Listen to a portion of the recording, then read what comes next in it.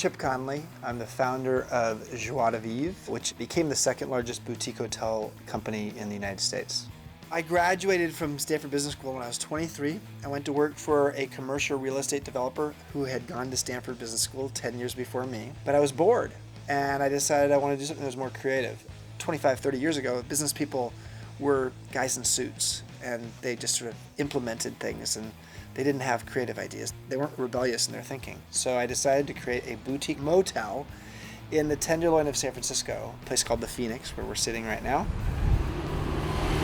It's in a bad neighborhood, but what we did is we created a concept for the hotel, something that felt adventurous and had sort of an artistic spirit about it. I like to call it the crossroads for creative people. Every time we create a hotel, it's based upon a magazine, and the first one was based upon Rolling Stone.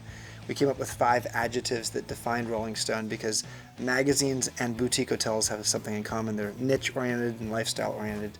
So this first hotel was based upon Rolling Stone, which we thought was funky, irreverent, adventurous, cool, and young at heart. And frankly, what we learned is that the people who fell in love with the hotel would use those 5 adjectives to describe themselves. Within a year, it became a very famous rock and roll hotel. Some of the bands who've stayed here at the Phoenix include David Bowie, Pearl Jam, Red Hot Chili Peppers, Nirvana. So it's definitely a hangout, a place where people would come and know that in San Francisco, this is sort of an artistic oasis that's funky but has a soul.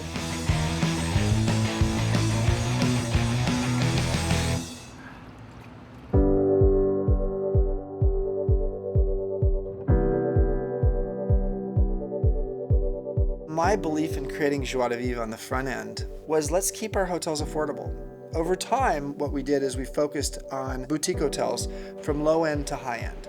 From the Phoenix or the Tomo, a Japanese-inspired hotel in Japantown in San Francisco, to the Vitale, a very high-end hotel in the financial district. Over the course of a quarter century, we created 52 boutique hotels. Yeah, they went swimming. Oh, yeah. Yeah, it's nice to have a swimming was pool. great. I think CEOs are chief emotions officers because I think more than anything, what we need to understand as leaders is how do we motivate our people and how do we satisfy our guests? And behind both of those is understanding their needs. So the way you create meaning for someone who's a maid in a hotel or a cook in a kitchen, you help them to see that the work that they're doing is having an impact on the customer. So what that means is you need to have customers come in and talk to your staff. Very few companies do this. What we've done over the course of a long period of time is just make sure that we're broadcasting the stories from guests. Sometimes it's in an email, sometimes it's face-to-face at a staff meeting, so that our employees can actually hear the impact of their work. You're welcome. Thank you. The best thing you can do is to label your emotions. Label your emotions, understand where you are because it takes you to a different place in your brain. What I learned along the way is that understanding people and understanding myself is probably the most important gift I learned from business school, and then it's probably the most important thing I learned along the way. Thank you very much.